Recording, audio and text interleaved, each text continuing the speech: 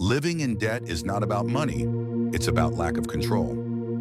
Have you ever caught yourself thinking, how did this happen again? No money left and I'm back in debt? We're used to thinking that debt is just about not earning enough, but the truth goes much deeper. Living in debt is often not about a lack of money, it's about a lack of inner control. Control over desires, over fear, over yourself. Most people believe, I just don't make enough. But if it were only about income, financial problems would disappear as soon as income increased. And yet often the opposite happens. The more you earn, the more you spend. Why? Because it's not about the money. It's about how you manage yourself. Money is a mirror of your inner world. Control is the ability to manage your impulses, cravings, and emotions. Being in the red isn't just a number.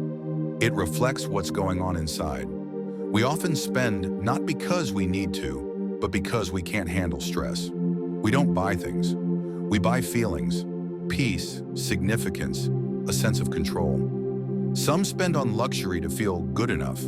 Others order food every evening because it numbs the loneliness. Some take loans just to finally live normally. But debt doesn't bring freedom. It brings more anxiety, more pressure.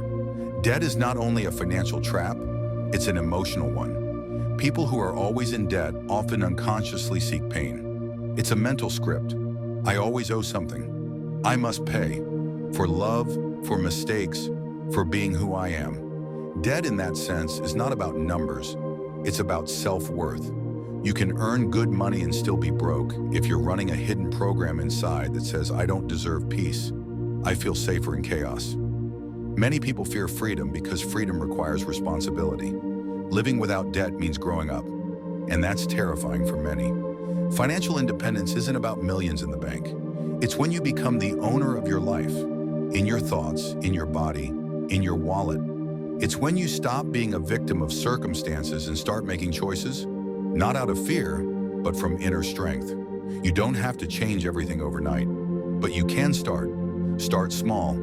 The first step is observation. Track your spending, not to control, but to understand. What are you actually buying? Are you buying comfort, validation, an escape? Then ask yourself honestly, why am I losing control? Not what's wrong with me, but what purpose is this serving? Money isn't just a resource, it reflects your choices. And if you want a different result, change your relationship with the process. Control is not about strict rules. It's about awareness. It's not, I deny myself everything, but I choose what's truly mine. You can buy that $5 coffee, but you do it mindfully, not as an emotional band-aid. You own the choice. Money is a form of respect for yourself, your effort, your future self. When you constantly go into debt, it's like telling yourself, I don't care what happens to me tomorrow. Let someone else pay. Future me. But that's still you. To break the debt cycle, it's not enough to plan a budget. You have to rewire how you think. Admit it. I'm losing control and it's my responsibility. No guilt, no shame, just truth. Then comes the practice.